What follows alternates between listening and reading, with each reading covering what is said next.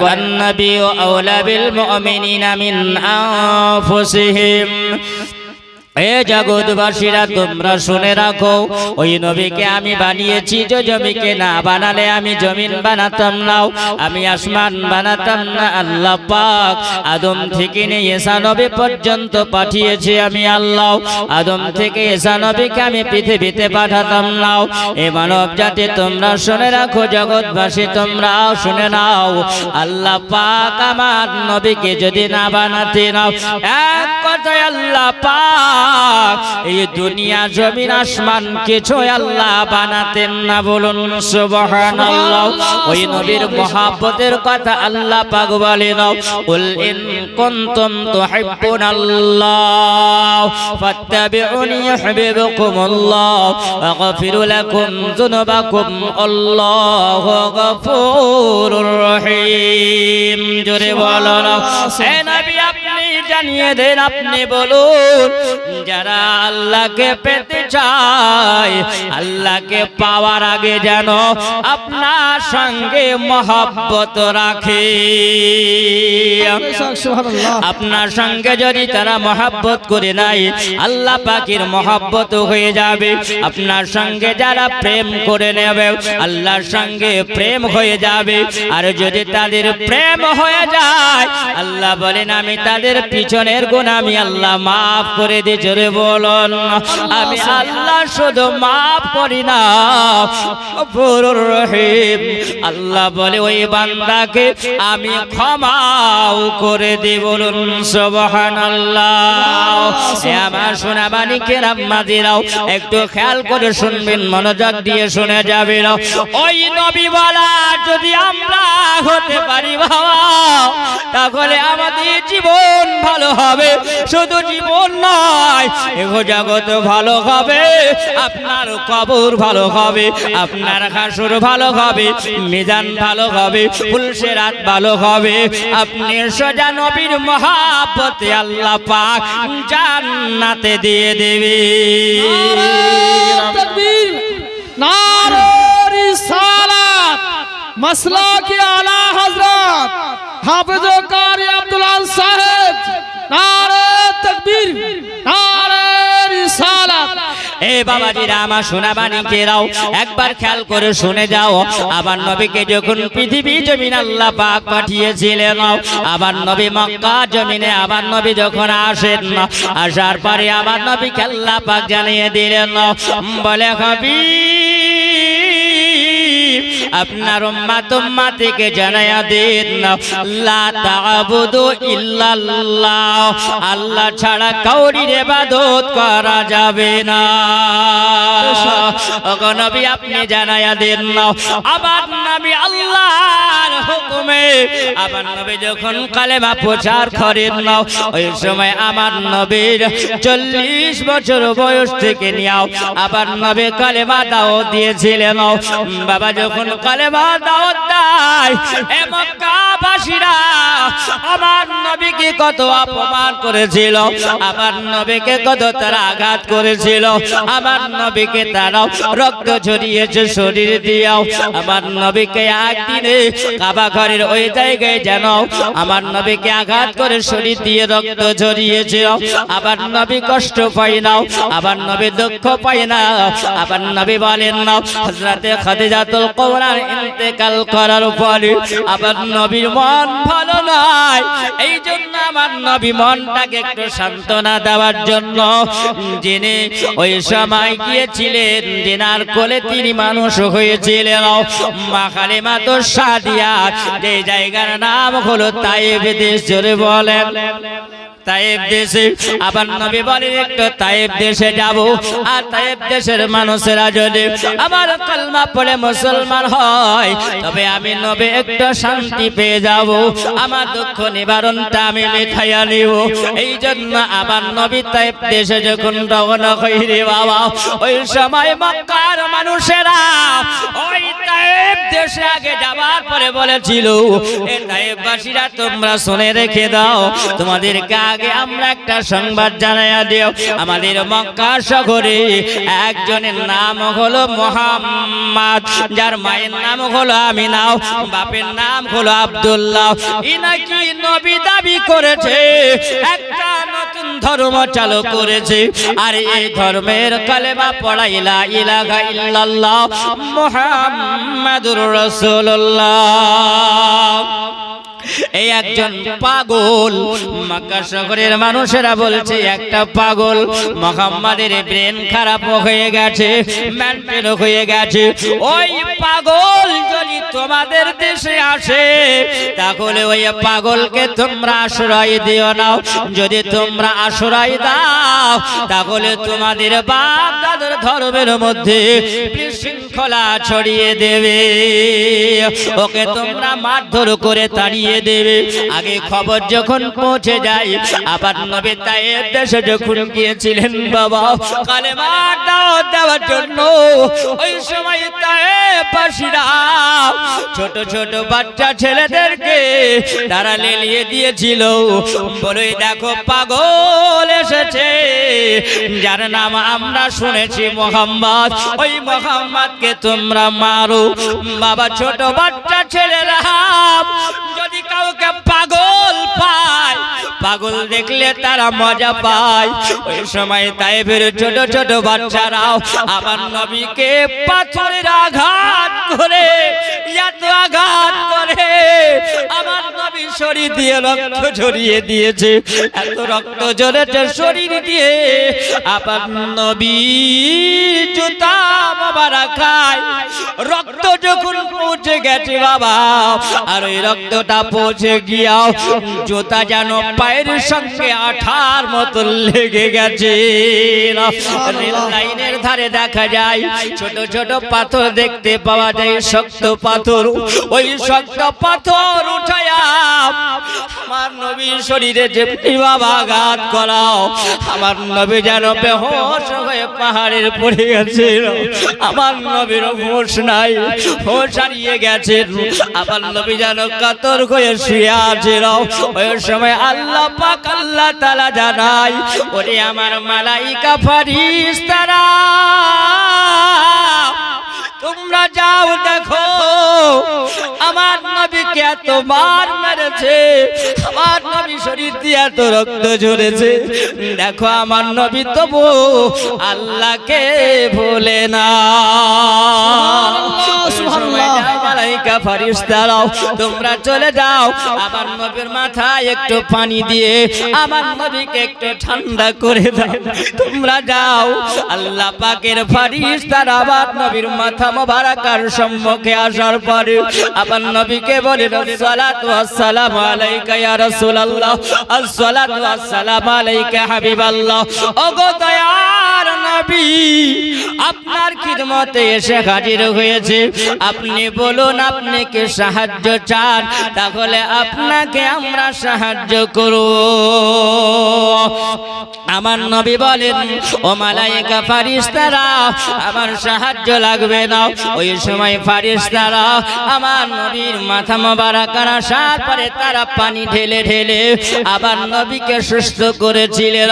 ফেরেশতারা বলেন, ইয়া রাসূলুল্লাহ হাবিবাল্লাহ নবী গো, আপনার কষ্ট আমরা সহ্য করতে পারি না। ওগো নবী, আপনি যে এত মায়ার নবী গো, আপনি কাউরির জন্য বদদোয়া করেন না। আবার নবীকে বলে, ইয়া রাসূলুল্লাহ নবী গো, আপনি যদি এখন বলেন তাহলে এই পাহাড় কি আমরা তুলে নিয়ে গিয়া তায়েফবাসীর উপরে আমরা চাপায়া দিব, আমরা তায়েফবাসীকে রাখবো না, তুলার মতন পিষে দেব। নবী আপনি একবার হুকুম করেন। আবার নবী বলছেন, ও মালাইকা ফেরেশতারা, আল্লাহ পাক আমার নামের পাশে আল্লাহ একটা সার্টিফিকেট দিয়েছেন, জোরে বলো সুবহানাল্লাহ সুবহানাল্লাহ। আবার নবী বলেন, আমাকে যে সার্টিফিকেটটা দেওয়া হয়েছে আল্লাহ পাকের কোরআন ওঠান, আল্লাহ পাকের কোরআন বলতে আছেন, ওয়া মা আরসালনাকা ইল্লা রাহমাতাল লিল আলামিন, জোরে বলুন। আবার নবী বলেন, ওরে মালাইকা ফেরেশতারা, এই মুহাম্মদ নবীর পাশে আল্লাহ পাক এমন একটা সার্টিফিকেট দিয়েছেন, আল্লাহ আমাকে রহমত করে পাঠিয়েছে। ওরে মালাইকা ফেরেশতারা, তোমাদের সাহায্য লাগবে না, তোমরা আপন আপন কাজে তোমরা চলে যাও, আপন আপন কাজে তোমরা ব্যস্ত হয়ে যাও। ফেরেশতারা বলে, ওগো রহমাতাল লিল আলামিন, আমরা আদম থেকে নিয়ে ঈসা নবী পর্যন্ত আমরা দেখেছি, কিন্তু আপনার মতন নবী দেখিনি। ইয়া রাসূলুল্লাহ, আপনি যে এত মায়ার নবী গো। আবার নবী বলছে, মালাইকা ফেরেশতারা, তোমরা যদি আজকে তায়েফবাসীর উপরে তোমরা পাথর চাপিয়ে দাও, তায়েফবাসীরা মারা যাবে, আমি নবী এতে খুশি হব না। এই জন্য আমি নবী খুশি নয়। যারা আমাকে পাগল বলেছে, যারা আমাকে আজকে পাগল বলে পাথর যারা মেরেছে, তারা আমাকে তো চিনতে পারে না। বলো, তারা ভুল করেছে, আমি নবী এই জন্য তোমাদেরকে পাথর চড়তে মানা করলাম। এই জন্য ছোট ছোট বাচ্চারা যারা আছে, ভবিষ্যতে যদি তারা কলমা পড়ে, আমার উম্মতি বেড়ে যাবে। এর নাম হলো রহমাতাল লিল আলামিন। আবার নবী যখন বাবা পাথরের আঘাত খেয়ে নবী আমার আপন বাড়ির দিকে যখন পদার্পণ করে, মক্কা শহরে যখন আসে, মক্কার মানুষেরা বলে, ওগো মুহাম্মদ, তুমি কোন জায়গা গিয়ে তুমি শান্তি পাবে না, তোমার ধর্ম কোথাও প্রচার হবে না। আমার আল্লাহ পাক বলেন, হাবিব, আজকে মক্কার মানুষরা তোমাকে নিয়ে কত মজা করে, আজকে বলো তুমি এক নয় তুই নয়। আজকে দেখা গেল আমার নবী যেন ৪৭টা বছর আবার নবী ওই মক্কা নগরে আছে। জোরে বলেন সুবহানাল্লাহ। আল্লাহ পাক আবার নবীকে হুকুম করেছিলেন, নবী গো, আর মক্কা শহরে আপনাকে থাকতে হবে না, আপনার জন্য আমি আল্লাহ হুকুম করিলাম, আপনি চলে যাবেন মদিনা। জোরে বলুন সুবহানাল্লাহ। ওগো নবী, আপনার জন্য আপনার নানার বাড়ি দেশটাকে আপনার জন্য আমি ভালো যত্ন করে রেখেছি, আপনি ওখানে যাবেন, আপনি শান্তিতে থাকবেন, আপনি ভালো থাকবেন, পরকালীন জীবন আপনার ভালো হয়ে যাবে। আর ওই দেশের মানুষেরা এত ভালো, ওই দেশের মানুষেরা আপনাকে যদি পায়, তাহলে তারা আদর করবে, যত্ন করবে। আমার নবী বলেন, আল্লাহ পাক যে দেশের কথা আপনি আমাকে বলে, ওগো আল্লাহ তাআলা, ওই দেশটা তো আমার কাছে পছন্দ নয়। কেন পছন্দ নয়? ওই যে আকিয়া শিবনগরের কথাও আবার নবী বলেন, আল্লাহ পাক আমার এই জন্য আমার দুঃখ আসে ওই দেশের কথাটা শুনলে পারে। ওই মদিনা যখন আমার আব্বা মুলকে শামে যায়, আর মুলকে শামা যাওয়ার পরে আমার নানার দেশে থাকার পর ওই নিষ্ঠুর দেশ থেকে আমার আব্বা ফিরে আসে না। আল্লাহ পাক এই জন্য আমার পছন্দ নয়। আমি আমার মায়ের সঙ্গে যখন আমার ৬ বছর বয়স, ওই সবাই আমার মাকে নিয়ে আমি নানার দেশে গিয়েছিলাম। আর নানার দেশে যাবার পরে ওই সময় আসার পথে আমার মা জননী আম্মা আমিনাকে আমি হারিয়েছিলাম। এই জন্য আমি মক্কাবাসীদের সহযোগিতা নিয়ে আমার মাকে ওই জায়গায় দাফন করে এসেছিলাম, চিরজীবনের মতন তাকে কবরস্থ করে এসেছিলাম। আল্লাহ পাক এই জন্য আমার ওই নিষ্ঠুর দেশটা আমার পছন্দ নয়। জোরে বলেন আল্লাহ বলেন, ওগো আমার নবী, ওগো আমার হাবিবুল্লাহ, আপনার পছন্দ নয়, কিন্তু ওই দেশের মানুষের জন্য আমি যে সিদ্ধান্ত করে রেখেছি, আমি ওই মদিনা দেশটাকে আপনার জন্য আরামের জন্য বানিয়েছি। জোরে বলো, সারা দুনিয়ার মানুষের জায়গা হবে আপন আপন স্থান, আর আমি আল্লাহ পাক ওই মদিনা শহরকে বানিয়েছি তোমার উম্মত উম্মতির জন্য কলিজা। আমি দিলাম সোনার মদিনা। নারে রিসালাত, मसला के आला हजरत नारे तकबीर नारे रिसाला বাবাজিরা আমার সোনা মানিকেরাও একটু খেয়াল করে শুনে যাবেন না আবার নবীকে যখন আল্লাহ পাক বললেন আপনার জন্য আমি ওই জায়গাকে ভালো করে বানিয়েছি আপনার জন্য সুন্দর বানিয়েছি আমার নবী বলছেন আল্লাহ তোমার নবীর হেফাজত তো তুমি করে দাও জোরে বলুন আল্লাহ তুমি যেটা ভেবেছো সেটাও সিদ্ধান্ত সঠিক হবে আমার নবী আবু বকরকে সঙ্গে নিয়ে বাবা চলেছিলেন কোথায় এটা লম্বা আলোচনা হিজরত করেছিলেন আমি হিজরতের কথা বলবো না বাবা শুধু একটু আপনাদেরকে মহব্বতের কথা বলবো আমরা নবীকে কত ভালোবাসি আমরা নবীকে প্রেম আমরা করি আর নবীর সাহাবীরা আমার নবীকে কত ভালোবেসেছে বলেন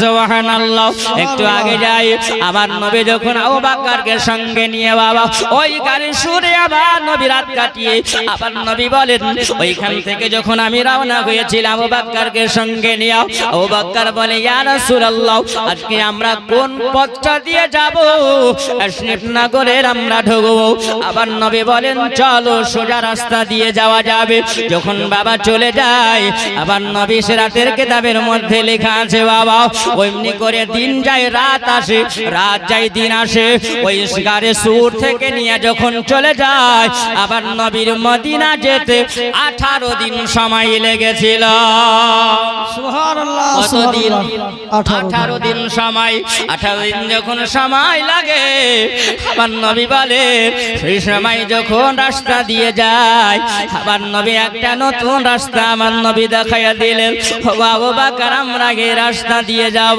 যদি পিছন থেকে কাফের মুশরিকের আমাদেরকে তাড়া করে সামনে ঝোড় ঝোপা আছে একটু পাহাড়ের গুহা আছে আমরা লুকিয়ে গিয়ে আশ্রয় নিতে পারবো অমনি আমার নবী আগে যাবেন আমার আল্লাহ পাক জ্বালায়া দিলো আয় জিবরিল যাও আমার নবীর কাছে চলে যাও জিবরিল আমিন আলাইহিস সালাম আসার পরে আমার নবীকে বলেন আসসালাতু আসসালামু আলাইকা ইয়া রাসূলুল্লাহ আসসালাতু আসসালামু আলাইকা ইয়া হাবিবাল্লাহ নবী গো আপনি যে রাস্তা দিয়ে যান এই রাস্তা দিয়ে আপনি যাবেন না এটা হলো হুনাইনের রাস্তা জোরে বলেন না এই রাস্তা দিয়ে আপনি যাবেন না আবার নবী বলেন না ও জিবরিল কেন আমি তো এটাই সিদ্ধান্ত নবী আমি নিয়েছি এই রাস্তা দিয়ে যদি যাই তাহলে সামনে ঝোপ দেখতে পাওয়া যায় জঙ্গল দেখা যায় পাহাড় পাওয়া যাবে কাফেরেরা যদি আমাদেরকে তাড়া করে আমাদের লুকাতে ভালো সুবিধা হবে আমার আল্লাহ পাক জানিয়ে দিয়েছেন জিবরিল আমার নবীকে জানিয়ে দাও কারণ এই রাস্তায় আমি সিদ্ধান্ত নিই না আমার নবী ওই রাস্তা দিয়ে যাবে যেটা হলো বদরের প্রান্তরে রাস্তা বদরের প্রান্তর ওই রাস্তা দিয়ে যাবে আর ওই রাস্তা দিয়ে এই জন্য আমার নবীকে আমি আল্লাহ পাক আমি নিয়ে যাব আমার নবী যে ওই রাস্তা দিয়ে যখন যাবে আর আমার নবী ওই রাস্তা দিয়ে গেলে পারে তিনি আব্বা মায়ের কবরটা দেখতে পাবে আর তিনি কবরটা দেখার পরে ওই সময় নিজের কলেজায় তিনি শান্তি দিবে আমার আল্লাহ পাক জানা দিলেন জিবরিল আমার নবীকে জানিয়ে দাও আমার নবীকে যখন জানিয়ে দাও হলো নবী গো আপনি এই রাস্তা দিয়ে যাবেন এটা হলো আল্লাহ পাকের হুকুম আবার নবী জানিয়ে যখন দেওয়া হলো জিবরিল আমিনকে বলেন গো জিবরিল আল্লাহ যেটা সিদ্ধান্ত নাই লা তাহজান ইন্নাল্লাহা মা'ানা হেফাজতকারী হলে আমার আল্লাহ আর আল্লাহ যে রাস্তা দিয়ে হুকুম করেছেন ওটাই হলো বড় সিদ্ধান্ত ভালো আবার নবী বলেন ও আবু বকর তাহলে চলো আমরা আজকে হুনাইনের রাস্তাটা বন্ধ করে দাও আমরা চলে যাব আজকে বদরের রাস্তা দিয়ে ওই বদরের রাস্তা দিয়ে যখন কেটে যায় বাবা রাত্রি বেলায় পাহাড়গুলো টপকে টপকে আবার নবী যখন যায় আর যাবার পরে সকাল হয়েছে শুভে সাদে টেকের সময় আমার নবী বলেন আবু বকর একটু দাঁড়িয়ে যাও। ওই জায়গায় যখন দাঁড়িয়ে গেল বাবা, আর যেমনি দাঁড়িয়ে যাবা যখন দেখা যায় হালকা হালকা যেন দিনের মতন দেখতে পাওয়া যায়, ভোর হয়েছে। আমার নবী বলছেন আবু বকর এটা কি সেই জায়গা? তুমি বলো ওই জায়গা যেটা হলো আবওয়া নামক জায়গা। আবু বকর মাঝে মাঝে মক্কা থেকে ব্যবসা যখন করতে যেতেন বাবা, ওই রাস্তা দিয়ে তিনি যেতেন।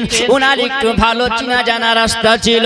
উনি বলেন হ্যাঁ ইয়া রাসূলুল্লাহ নবী গো, ওইটা হলো ওই রাস্তা আবওয়া নামক জায়গা। এই জায়গায় বাবলা গাছ আছে, মাঝে মাঝে খেজুর গাছও আছে, মরুভূমি প্রান্তটা দেখতে পাওয়া যায়। আমার নবী যেমন চতুর্দিকে ঘুরতে ঘুরতে বাবা আমার নবী দেখতে পায় যেন ওই জায়গায় একটা বালির ঢিবি দেখতে পাওয়া যায়। উঁচু রকমের বালুর ঢিবিটা যখন দেখে আমার নবী যেন অজন্ময় কাঁদতে আরম্ভ করেছে। আমার নবীর চোখ দিয়ে পানি ঝরে যায়। আমার নবী যেন কাঁদতে আছেন না। আমার নবী বলেন আবু বকর বলো এটা কি সেই ঢিবির বালির ঢিবি দেখতে পাওয়া যায় যেই বালির ঢিবিতে আমি নবী আমার আম্মা আমিনা মা জননীর কোলে এসে আমি এই ঢিবির বালিতে বসেছিলাম? ওটা কি সেই ওই ঢিবিটা দেখতে পাওয়া যায়? আমার নবী যেন গুটি গুটি পায়ে যাওয়ার পরে দেখলেন যে নবী আমার 6 বছর বয়সে আপন আম্মাকে যখন হারিয়েছিলেন বাবা, নিজে হাতে কবর দিয়েছিলেন। আবার নবী যেন ওই জায়গায় দেখলেন আব্বা মায়ের পাশাপাশি কবর দেখতে পাওয়া গেল। আমার নবী যেন দাঁড়িয়ে দাঁড়িয়ে আম্মা মায়ের কবরটাকে জিয়ারত করে হাত তুলে যেন চোখের পানি ঝরিয়ে কাঁদছে। বাবারে ওই সময় মদিনা শহরে এলান হয়ে গেছে আমাদের মুহাম্মদুর রাসূলুল্লাহ যিনি হলেন মদিনার চাঁদ, আমার রাহমাতাল লিল আলামিন। মক্কা থেকে তিনি মদিনা হিজরত করছেন, বলুন সুবহানাল্লাহ। মুসলমান ওই সময় বাবা ওই মদিনা ছোট বাচ্চা ছেলেরা একটা নয় দুইটা নয় নবীকে দেখার আনন্দতে 4500 বাচ্চারা আবার নবীর মহাব্বতে তারা নবীর দিকে আগিয়েছেন। জোরে বলো। ওই সময় 4500 বাচ্চারা যখন লাইন দিয়েছে বাবা, কিছু মেয়ে ছেলে আছে আর বেটা ছেলে ছোট ছোট বাচ্চা, তাদের বয়স কাউরির বয়স হলো 10 বছর, কাউরির হলো 8 বছর, কাউরির হলো 12 বছর, কাউরির হলো 13 বছর বয়স। জোরে বলুন সুবহানাল্লাহ। এইরকম বাচ্চারা তারা লাইন দিয়াও, একটা লাইনে 40 আর একটা লাইনে 40 জন, এইরকম করে তারা লাইন দিয়ে চলে যায়। তারা মিডিল পয়েন্টে আসার পরে বলতে আছে বলো আমার নবী কোন দিক থেকে আসতে পারে, কোন রাস্তা দিয়ে আসতে পারে? কেউ বলছেন হুনাইনের রাস্তা দিয়ে আসবে, কেউ বলছেন না দামেস্কের রাস্তা দিয়ে আসবে না, কেউ বলছে না চলো আমার নবী যদি আসে গো ওই 4500 বাচ্চার মধ্যে একজন ব্যক্তি ছিল বাবা ওই সময় বলতে আছেন, তিনি বলেন আমি ওই সময় বলেছিলাম আমার আব্বুর কাছ থেকে আমি শুনেছিলাম যিনি রহমাতাল লিল আলামিন মদিনাত মক্কা থেকে যখন মদিনা আসবেন তিনি ওই রাস্তা দিয়ে আসবেন। ওই রাস্তাটা হলো বদরের রাস্তা। এই বদরের রাস্তার সামনে গেলে পরে তার মায়ের কবর দেখতে পাওয়া যাবে, আব্বার কবর দেখতে পাওয়া যাবে। ওই সময় তিনি আব্বা মায়ের কবরের পাশে পাশে দাঁড়িয়ে দাঁড়িয়ে যখন তিনি হাত তুলে কান্না তিনি করবেন, আর এই কান্নার আওয়াজ তোমরা শুনতে পাবে। তিনি করলেন কি বাবা, ওই সময় যখন চলে গেলেন তিনটা যাওয়ার পরে দেখা গেল ওই জায়গায় যেন ওই বাচ্চারা আসার পরে আমার নবীকে দেখতে পাই। আমার নবী যেন দাঁড়িয়ে দাঁড়িয়ে আব্বা মায়ের কবরের সামনে তিনি চোখের পানি ঝরিয়ে ঝরিয়ে তিনি কান্না করে। বাচ্চারা যেন কিছু দূর থেকে বলেন, ওরে মদিনার বাচ্চারা তোমরা বলো কিছুকে তোমরা কান্নার আবার শুনতে পাওয়া যায়, তোমরা কি শুনতে পাও বলো? তারা বলছেন হ্যাঁ আমরা শুনতে পাই, যেন কে কান্নার আওয়াজ পাওয়া গেছিল। তাড়াতাড়ি জলদি করে চলো, আমার রাহমাতাল লিল আলামিন চলে এসেছে। যদি বলো আবার নবীর কাছে জানো ওই বাচ্চারা এসে হাজির হয়ে গিয়া আবার নবীর নামে স্লোগান দেয়, আসসালাতু ওয়াসসালামু আলাইকা ইয়া রাসূলুল্লাহ, আসসালাতু ওয়াসসালামু আলাইকা ইয়া হাবিবাল্লাহ। ওই ছোট বাচ্চা ছেলে দেখে আবার নবী জানো ওই কান্না বন্ধ করেছে। আবার নবী কেঁদে যায়। আবার নবী বলেন ওগো আল্লাহ পাক আল্লাহ তাআলা, আবার নবী মায়ের কাছে দোয়া করলেন, আব্বার কাছে দোয়া করলেন।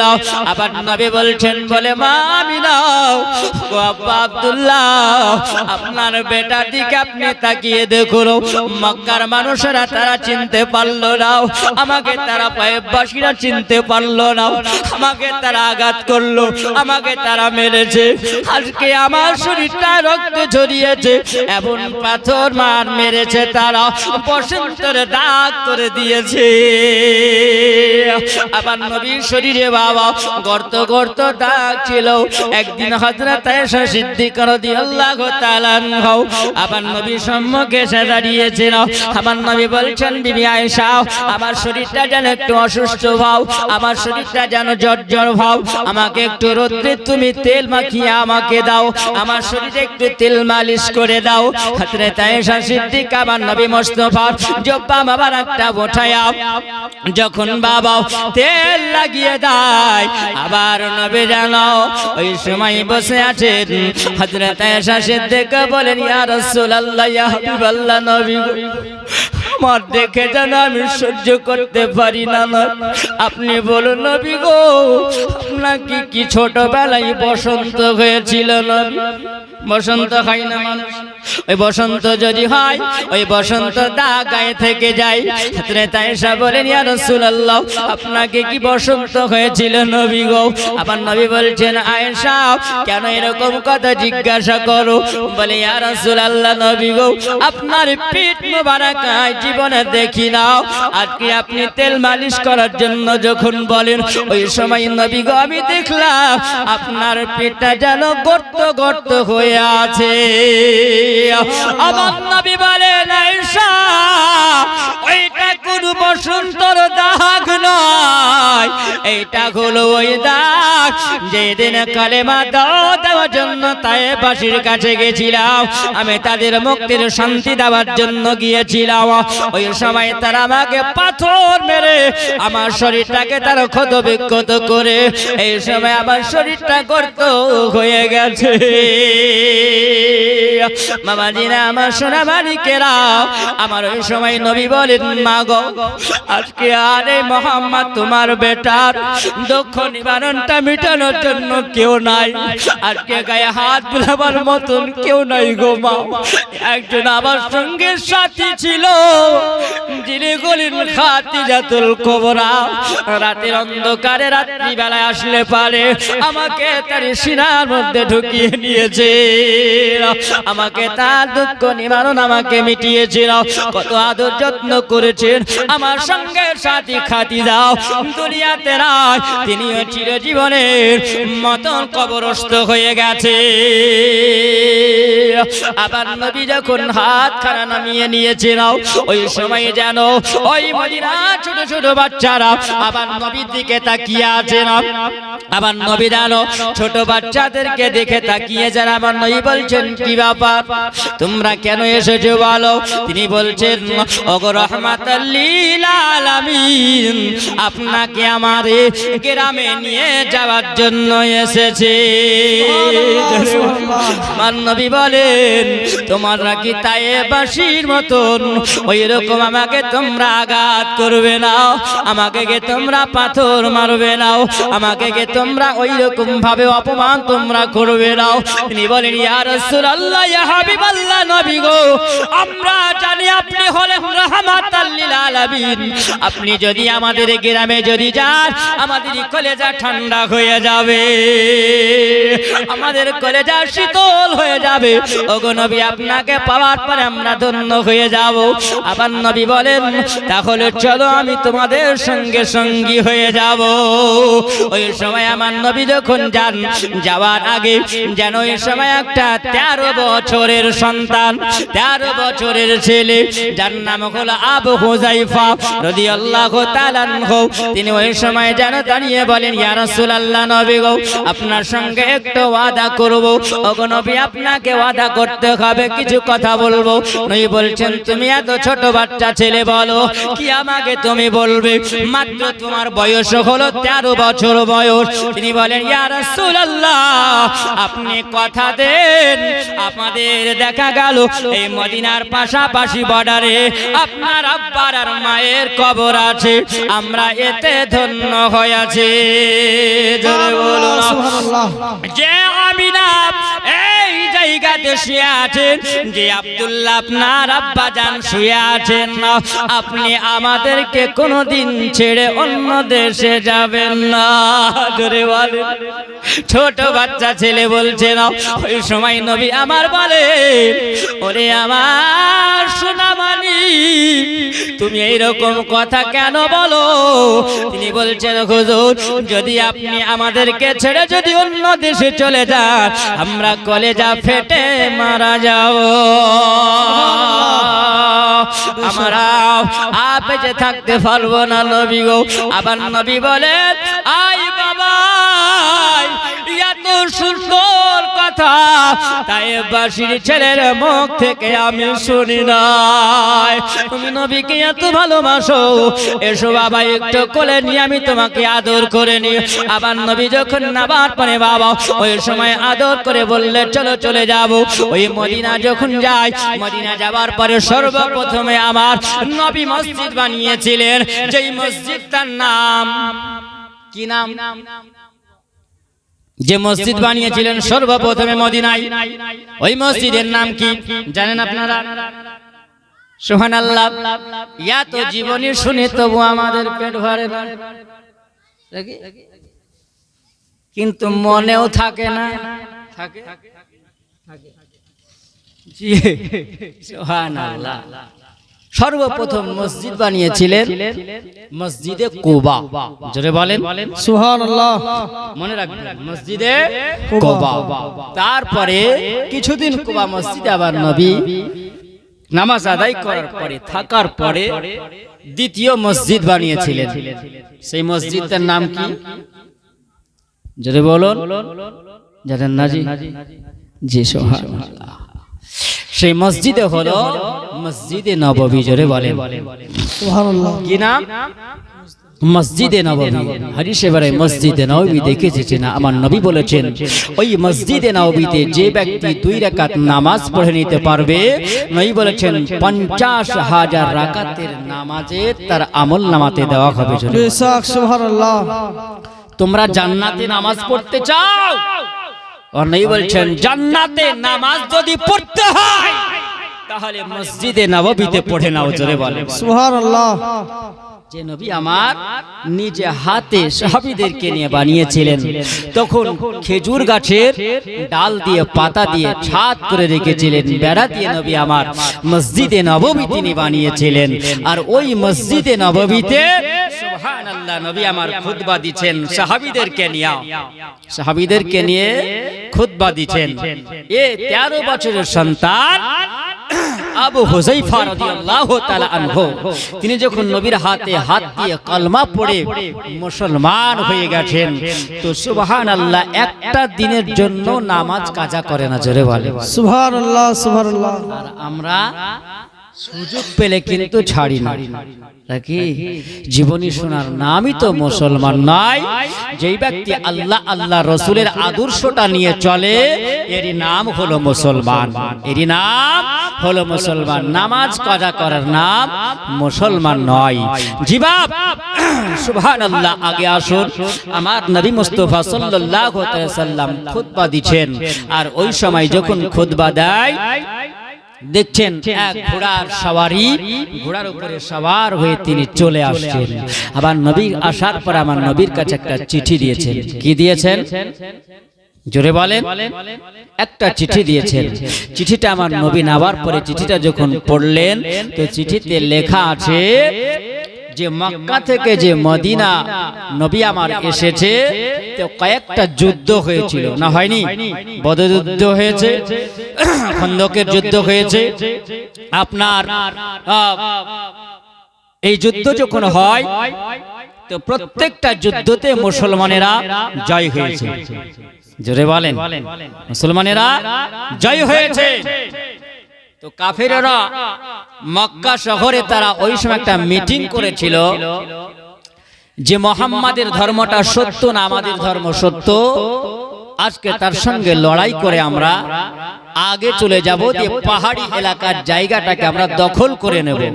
দেখবেন কোন উঁচু জায়গা থেকে যদি আপনি পাথর ছড়েন, পাথর যদি আঘাত করেন তো বেশি তেজ হয়, হয় না? হয় না? ওপর থেকে নিচ থেকে যখন আপনি ওপর দিকে মারবেন তো শক্তি লাগবে, লাগবে না? লাগবে না, শক্তি লাগবে। কাফের মুশরিকরা যুক্তি করে বলেছিল মুহাম্মাদের সঙ্গে আমরা একটা লড়াই করব, যুদ্ধ করব। সেটাই যুদ্ধটা হয়েছিল হুনাইনের যুদ্ধ। কিসের যুদ্ধ? হুনাইনের যুদ্ধ। এ মুসলমান, তখন তার একটা চিঠি করলো আমার নবী। চিঠিটা দেখার পরে দেখলেন ওই সময় ঘোড়ার সওয়ারিকে বলল, কিসের চিঠি বলো? বলে নবী গো, এই চিঠিতে লেখা আছে, আপনি দেখে নেন। নবী যখন আমার পড়লেন তো আমার নবী বলছেন, বলে সাহাবীরা শোনো, আমি নবী দেখলাম, দেখো কাফেররা ওই জায়গায় সবাই জানো 1,15,000 তারা এই মুসলমানের সঙ্গে মোকাবিলা করার জন্য এসেছে। তারা আগে তাবু গেড়ে নিয়েছিল, তারা পাহাড় উঁচু এলাকাগুলো তারা দখল করে নিয়েছে। আমি মুহাম্মদ বলো একা মানুষ, আমি তাদের সঙ্গে কেমন করে মোকাবিলা করব? জোরে বলে না। সাহাবীরা বলে, ইয়া রাসূলুল্লাহ, ইয়া হাবিবাল্লাহ, নবী গো, আপনি যখন এরকম খবর দিয়েছেন আপনি কেন একা হবেন? আজকে মসজিদে নববীর দিকে আপনি তাকিয়ে দেখেন, আমরা 4,500 মানুষ আছে। আবার নবী বলছেন, দেখো আজকে মদিনার বাড়িতে আজকে কোনো মানুষ কি ঘুমিয়ে আছে না জেগে আছে? বলে, ইয়া রাসূলুল্লাহ, ইয়া হাবিবাল্লাহ, নবী গো, আপনার পিছনে আমরা ফজরের নামাজ আদায় করেছি।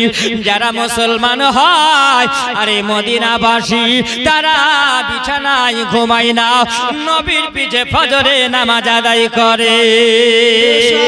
যারা নবী বলা হয় তারা নামাজ কাজা করে না। ওগো নবী, আজকে আমরা এই জায়গাতে বসে আছি, আপনি বলুন আপনার কাছে যখন চিঠি এসেছে কাফেরদের সঙ্গে মোকাবিলা আমাদেরকে করতে হবে। আজকে কাফের মুশরিকদের সঙ্গে যদি আমরা মোকাবিলা না করি তাহলে তারা জানবে এই ইসলাম ধর্মটা হলো নিকৃষ্ট ধর্ম, এটাই তারা প্রচার করে মক্কা চলে যাবে, তাহলে মুসলমানের বদনাম হয়ে যাবে। ইয়া রাসূলুল্লাহ, আমরা চাই না এটা হবে, আমরা চাইছিলাম ওটা। আপনার কাছে যদি এরকম হুকুম আসে আমরা মোকাবিলা করব, আর যুদ্ধের ঘোষণা হয়ে যাবে, আর আমরা যদি শহীদ হয়ে যাই। আপনার মুখে আমরা আলোচনা শুনেছি, আপনার মুখে আমরা বর্ণনা শুনেছি। ওগো নবী, যারা শহীদ হয়ে যায় ওয়ালা তাকুলু লিমান ইয়াকতালু ফি সাবিলিল্লাহি আমওয়াত। সুবহানাল্লাহ। নবী গো, যারা আল্লাহর রাস্তায় শহীদ যারা হয়ে যায় আল্লাহ পাক তাদেরকে এত বড় ইনাম দেয়, তাদের কবরে কোনো হিসাব হবে না, তারা বিনা হিসাবে জান্নাতে যাবে। ওগো নবী, আজকে আমরা 4,500 মদিনার মানুষ আপনার পিছনে আছি। নবী গো, আমরা প্রস্তুতি আমরা নিয়ে নিলাম, আপনি যদি হুকুম দেন তাহলে আমরা আজকে ওই ময়দানে লড়াই করে আমরা যদি প্রাণ বাঁচিয়ে রাখবো না আমরা ইসলামের জন্য জান দিতে রাজি আছে? জোরে বলুন সুবহানাল্লাহ। জান দিতে আমরা রাজি আছি। আবার নবীকে বলেন, ইয়া রাসূলুল্লাহ, যত যুদ্ধ হয়েছে সব যুদ্ধে আপনি নেতৃত্ব কাকে বানিয়েছেন? যাকে বানিয়েছেন তাকে আমরা মেনে নিয়েছি। ওগো নবী, আজকে আপনি আমাদের মধ্যে নেতা বানিয়ে দেন। আমরা 1,15,000 কাফেরদের সঙ্গে, বাতিলদের সঙ্গে আমরা 4,500 মদিনার মানুষেরা লড়াই করব। সুবহানাল্লাহ। বেশক আপনার মতন যদি হয়, বলে কোটি 1,15,000 25,000 আর আমরা 4,500, একই মোকাবিলা করতে পারা যায়? মোকাবিলা করতে পারা যাবে না। আর আল্লাহ পাক বলেন, হাবিব, যারা আল্লাহ রাস্তায় নেমে যায় আল্লাহ পাক তাদেরকেই সহযোগিতা করে। জোরে বলুন, ওয়ালা তাহিনু ওয়ালা তাহজানু ওয়া আনতুম লা'লাউনা ইন কুনতুম মুমিনিন। খবরদার, তোমরা নিরাশ হয়ো না, তোমরা দুর্বল হয়ো না। আমার আল্লাহ পাকের যদি হও, আল্লাহ পাক ওই বান্দাকে সহযোগিতা করে। জোরে বলেন, সুবহানাল্লাহ। সুবহানাল্লাহ। আল্লাহ সহযোগিতা করেন। আবার নবী যেন নেতা বানাবেন না। কাকে নেতা বানাবেন? ওই সময় চাতক পাখি নাই, নবী আমার বক্তব্য রাখেন, আর সাহাবীরা চাতক পাখি নাই, তারা দেখতে আসে না। আবার নবী বলছেন, তোমাদের মধ্যে আজকে নেতৃত্ব দিবে যিনি হবেন না, তার বয়স এখনো হলো 17 বছর বয়স। জোরে বলেন, সুবহানাল্লাহ। কত বছর বয়স? 17 বছর বয়সের একটা জওয়ান ছেলে আজকে 4,500 মানুষদেরকে নিয়ে ওই দলের মধ্যে নেতৃত্ব দিবে। আবার নবী তার নামটা ঘোষণা করলেন, আবু হুযায়ফার নাম। জোরে বলেন। আবার নবী যেমনি নামটা ঘোষণা করেছেন, সাহাবীরা যেন মুখটা নিচু করে বলেন, একটা নওজোয়ান যুবক ছেলে যার নাম হলো আবু হুযায়ফা, মাত্র 17 বছর বয়স, সবে মাত্র জওয়ান হয়েছে। এই ছেলেটাকে নেতৃত্ব দিতে পারবে? এই ছেলেটা নেতৃত্ব দিতে পারবে না। আজকে আমার নবী কেন এর নামটা কেন ঘোষণা করলেন? উমর ফারুক আজমের নামটা ঘোষণা করতে পারতো, হযরতে আলীর নামটা ঘোষণা করতে পারতো, আবু তালহার নামটা ঘোষণা করতে পারতো, আবু উবাইদার নামটা ঘোষণা করতে পারতো, কিন্তু আমার নবী কেন আজকে 17 বছরের যুবক, এই যুবকটাকে কেন আমার নবী বলেন? আমার নবী বলতেছেন, আমার সাহাবীরা, তোমাদের মুখের দিকে তাকিয়ে মনে হয় তোমরা আমার কথাতে তোমরা মনোবদ্ধ হওনি। সাহাবীরা নরম হয়ে বলেন, ইয়া রাসূলুল্লাহ, নবী গো, বেয়াদবি যদি হয় আপনি maaf করবেন, বেয়াদবি যদি হয় আপনি ক্ষমা করবেন। ইয়া রাসূলুল্লাহ, আপনার এই সম্মুখে দেখেন ওমর ফারুক আযম আছেন, হযরতে আলী আছেন, আজকে আবু তালহা আছেন। ইনাদের নামটা যদি আপনি ঘোষণা করে যদি আজকে বলতেন, তাহলে আমরা একটু আনন্দিত হতাম। এই জন্য ইয়া রাসূলুল্লাহ, আজকে ওমর যদি আজকে 4,500 মানুষের মধ্যে তিনি যদি নেতৃত্ব দেন, তাহলে কাফেরেরা উমারের চেহারা দেখলে তারা পালিয়ে যায়, আবু তালহার চেহারা দেখলে তারা পালিয়ে যায়, ওগো নবী আলী আল মুর্তজার চেহারা দেখলে তারা পালিয়ে যাবে, আমাদের মোকাবিলা করতে সুযোগ হবে। ওগো নবী, এই জন্য আমি বললাম আজকে 17 বছরের একজন জওয়ান, এই জওয়ানের নামটা কেন ঘোষণা করলেন? আবার নবী বলেন, সাহাবীরা, তাহলে তোমরা শুনো, আজকে উমারের নামটা যদি ঘোষণা করে, আলীর নামটা যদি ঘোষণা করে, আজকে আবু তালহার নামটা যদি ঘোষণা করে, এরা সবাই হলো বিবাহিত। জোরে বলুন সুবহানাল্লাহ। এরা সবাই হলো বিবাহিত। যখন তারা যুদ্ধের ময়দানে মোকাবিলা করার জন্য যাবে, ওই সময় যুদ্ধ করতে গেলে তলোয়ার বের করে আপন বিবির কথা মনে পড়বে, আপন সন্তানের কথা মনে পড়বে।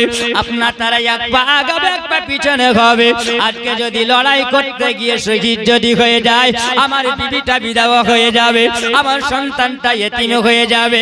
তারা পিছপা হয়ে এক পা আগাবো না পিছনে হব, তাদের মন মস্তিষ্কে তাদের একটা চিন্তা ভাবনা থাকবে। আর আমি যার নামটা তোমাদের সম্মুখে ঘোষণা করলাম, ওই ছেলেটার বিবাহ হয়নি, তার কোনো চিন্তা থাকবে না, তার বাপে নাই দুনিয়ায় মারা গেছে, আছেন না, আজকে তার স্ত্রী নাই, বিবাহ হয়নি, সন্তান আদি নাই, তাদের কোনো চিন্তা হবে না। আজকে ইসলামের জন্য নবীর প্রেমে ভালোবাসায় আজকে জিহাদের ময়দানে নেমে যাবে। এই জন্য আমি নামটা তার ঘোষণা করেছি। সাহাবীরা বলে, ইয়া রাসূলুল্লাহ, হাবিবাল্লাহ, নবী গো, আপনি যেটা সিদ্ধান্ত নিয়েছেন এই সিদ্ধান্তটাই হলো চূড়ান্ত সিদ্ধান্ত। আবার নবী বলেন, এ আবু হুযায়ফা, বলো তুমি একটু মাথা উঁচু করে দাঁড়াও। বাবা যেমনি বলা, ওই সময় দেখা গেল যেন আবু হুযায়ফাকে খুঁজে পাওয়া যায় না।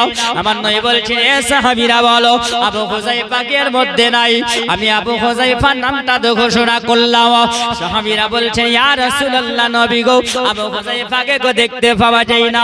আবার নবী বলছেন, আবু হুযায়ফা তুমি দাঁড়িয়ে যাও। মনে হয় জওয়ান ছেলে, 17 বছর বয়স, একটু লজ্জা হইতে পেয়েছে। আমার চাইতে বড় বড় বীর যোদ্ধা আছে, তাদের নামটা ঘোষণা হলো না। আমার নবী আমার নামটা ঘোষণা করলেন। আমার বয়স তো হলো মাত্র 17 বছর বয়স। সুবহানাল্লাহ, বেশক। আমার নবীকে বলে, ইয়া রাসূলুল্লাহ, নবী গো, আবু হুযায়ফাকে তো পাওয়া যায় না। আবু হুযায়ফা তো নাই। ওই সময় বাবা সবাই দেখলো, কিন্তু অনুপস্থিতি আছেন, উপস্থিত নাই। আমার নবী বলছেন, খবর লাগাও। একজন সাহাবী দাঁড়িয়ে বলে, ইয়া রাসূলুল্লাহ, নবী গো, আজকে মনে হয় আপনার পিছনে আসরের নামাজ তিনি পড়ে নাই। আমি দেখলাম, আমার নাম হলো আবু উবাইদা।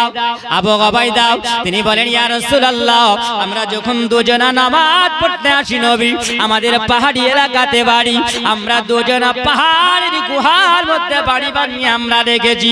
ওর বাড়িটা অতিক্রম করে আপনার পিছনে আমি নামাজ পড়তে আসি।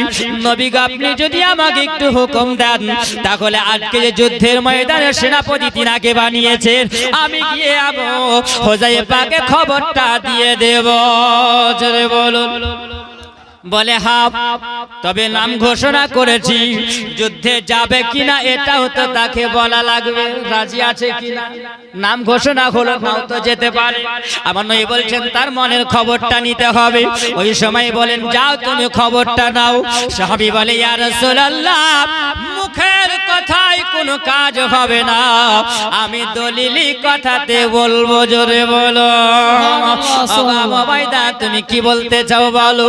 বলে, ইয়া রাসূলুল্লাহ, নবী গো, আপনি যদি একটা কাগজে যদি লিখে দেন, আর আপনার হাতে যে আংটিটা আছে, আর এই আংটিতে লেখা আছে মুহাম্মাদুর রাসূলুল্লাহ, ওগো নবী, এই চিঠিটা যদি আপনি লিখে দেন, আর লিখে দেওয়ার পরে আমি যদি পৌঁছে দিই, তাহলে এটা দলিলি কথা হবে।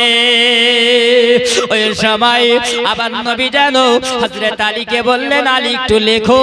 আর লেখার হুকুম হয়ে গেল। আমার নবী আংটিতে একটু কালি লাগিয়ে আমার নবী স্টাম্প মেরে দিলেন। জোরে বলো।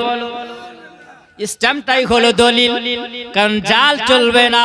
আবু উবাইদা তিনি চিঠিখানা নিয়ে দ্রুত বেগে চড়তে আরম্ভ করলেন। যেমনি বাবা দৌড়ে যাওয়া, আর ওই সময় দৌড়ে যাওয়ার পরে দরওয়াজায় আওয়াজ দেয়, কে আছো, দরওয়াজা খোলো, আমি একজন নবীর সাহাবী এসেছি। আসসালামু আলাইকুম ইয়া বাইতুল্লাহ। জোরে বলেন সুবহানাল্লাহ, বেশক। কোন মানুষের বাড়ি গেলে পারে নবীর আদর্শ কত সুন্দর, নবীর সাহাবীদের আদর্শ কত সুন্দর। আপনি কোন বাড়ি যখন যাবেন, ওই বাড়িতে গেলে পারে সর্বপ্রথম আপনাকে সালাম দিতে হবে। যদি জানেন সালাম দেওয়ার পরে যদি উত্তরটা বেরিয়ে আসে, আপনি জানতে পারবেন ওই বাড়িতে মানুষ আছে, ওই বাড়িতে মানুষ আছে। আর যদি সালামের উত্তর না পাওয়া যায়, তাহলে বোঝা যাবে ওই বাড়িতে কোনো মানুষ নাই, তালা দেওয়া আছে। উনি দেখলেন দরওয়াজা লাগা। আমি বললাম, কে আছো বাড়িতে, একটু আওয়াজ দাও, আমি নবীর সাহাবী এসেছি। দুইবার ডাক দেওয়া হলো, সাড়া পাওয়া গেল না। তিনি আর একবার 3 নাম্বার ডাকটা দিলেন জোরে করে, কে আছো বাড়িতে, আসসালামু আলাইকুম ইয়া বাইতুল্লাহ। যেমনি বাবা বলা, একটা বৃদ্ধ মহিলা 60 বছরে বয়স একটা ছোট লাঠি ধরে ধরে টুকটুক করে তিনি বেরিয়ে আসছেন বলুন সুবহানাল্লাহ বাবা বেরিয়ে আসাও ওই সময় জিজ্ঞাসা করে বাবা তুমি কে তোমাকে তো আমি চিনতে পারলাম না তুমি কেন এসেছো বলো তিনি বলছেন বলে মা জননী আমি হলাম একজন নবীর সাহাবী আপনার ছেলে আবু হুযায়ফা কোথায় জোরে বলুন সুবহানাল্লাহ তিনি বলছেন বাবা তুমি কেন এসেছো তিনি বলেন আমি নবীর দরবার থেকে এসেছি বলেন আপনার ছেলেটা কোথায় গেছে না বলছেন বাবা রে তোমার আসতে লেট হয়ে গেছে তোমার দেরি হয়ে গেছে আমার বেটা আবু হুযায়ফা আজকে বাড়িতে নাই আমার বয়স হয়ে গেছে আমি কাজ কাম করতে পারি না এইজন্য আমার বেটা মার কষ্ট দেখতে পারে না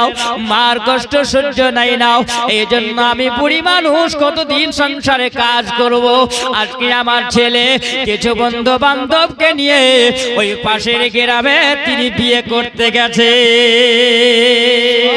আর বুড়ি মাকে কাজকর্ম করতে দেবে না এই জন্য তিনি বিবাহ করতে গেছেন ও জানি তুমি বন্ধু মানুষ তোমার দেরি হয়ে গেছে বাবা ওই দেখো গ্রামটা পার করে একটা দেখতে পাওয়া যায় ওই খেজুর গাছের বাগান দিয়ে রাস্তা আছে ওই রাস্তাটা দিয়ে অতিক্রম করে যখন বাবা তুমি যাবা দেখতে পাবে ওই গ্রামে একজন সুন্দরী মহিলার সঙ্গে আমার বেটা আবু হুযায়ফার বিবাহ হচ্ছে তাড়াতাড়ি করে চলে যাও বাবাজিরা আমার সোনামানিকেরা হে আমার আব্বাজিরা একবার ভালো করে শুনবেন খেয়াল করে শুনে যান ওই সময় তিনি যেন ঘোড়ার উপর চেপে যাওয়ার পরে তিনি চলতে আরম্ভ করলেন যেমনি চলে যাওয়া তিনি খেজুর বাগান অতিক্রম করার পরে ওই জায়গাতে গিয়ে তিনি দেখতে আছেন আবু হুযায়ফা যেন বিয়ের পিঁড়িতে বসে খুতবা আরম্ভ হয়ে গেছে বাবা ওই সময় জানো ওই সময় তিনি দেখতে আছেন না খুতবা আরম্ভ হয়েছে আর তিনি ওই জায়গায় থমকে তিনি দাঁড়িয়ে গেছেন কারণ এত সুন্দর সময় এটা তো হলো একটা আনন্দের সময় এই কথা তো বলা যাবে না খুতবাটা হবে তারপরে কিছু বলা হবে বাবাও আবু হুযায়ফার খুতবা কমপ্লিট হয়েছে না এবার খুরমা বিতরণ হবে মিষ্টি বিতরণ হয় না মিষ্টি বিতরণ করা কি মিষ্টি বিতরণ করা হলো নবীর সুন্নাত খুরমা বিতরণ করা হলো নবীর সুন্নাত খুরমা বিতরণ হবে এ মুসলমান আজকে বিয়ে যদি হয় এ জওয়ান যুবকেরা তোমরা শুনে রাখো এখন কোনে বিয়ে ছাড়া হয় না গরিব মানুষের যদি আজকে দুটো বেটি যদি হয় বড় টেনশন লেগে যায় এ মুসলমান যার ঘরে দুটো বেটা আছে সে বগল বাজায় লিখান পালসার আসে 2 করে 4 লাখ তো আসে আর মাস্টারি চাকরি যদি হয় তো হাওয়া দৌড়ে লাগে বাস্তব কথা বললে কিন্তু একটু ঝাল লাগে একটু তিতও হয় না খবরদার সাবধান পনে যদি বিবাহ করো তুমি যতদিন ওই খাটে শুয়ে থাকবে হারাম শুয়ে থাকবে তুমি যতদিন ওই টাকা পয়সা নিয়ে ভোগ করবে তুমি হারাম ভোগ করবে যতদিন তুমি সংসার করবে তুমি হারাম সম্পর্কে নিয়ে থাকবে এ যুবক সাবধান করে যায় আজকে আমাদের যুবকের ঘরেরা যুবকরা যদি বিনা পনে বিয়ে করে মেয়ের বাপের কোনো টেনশন থাকবে না থাকবে আমার নবী বলেছেন বিয়াস লেনা দেনা হারাম হয় लेना देना हाराम खबरदार যদি হারামি কাজে আমরা লিপ্ত হয় ওই ঘরে কোনো সময় বরকত হবে না হারাম জিনিস থাকলে বরকত হবে না বাবাজিরা আমার সোনা মানিকেরা আজকে দেখবেন যখন আমরা বিয়ে বাড়ি হয় ওই বিয়ে বাড়িতে ধুমধাম লাগিয়ে দেয় না বিয়ে বাড়িতে যদি ডিজে বাজানো হয় গান বাজনা যদি হয় এটা শরীয়তে হলো হারাম মুসলমানের জন্য হারাম আমরা ভাবি সুন্দর করে প্যান্ডেল সাজিয়ে দাও এত সুন্দর করে জলসার প্যান্ডেল সাজানো হয়েছে কিন্তু মুসলমান গোবরা থেকে যদি আজকে বাড়ি থেকে একটা করে মানুষ আছে জায়গা দেওয়া যাবে না এত বড় জুম্মা মসজিদ জুম্মার দিনে ভর্তি হয় কিন্তু 5 ওয়াক্তে ভর্তি হয় না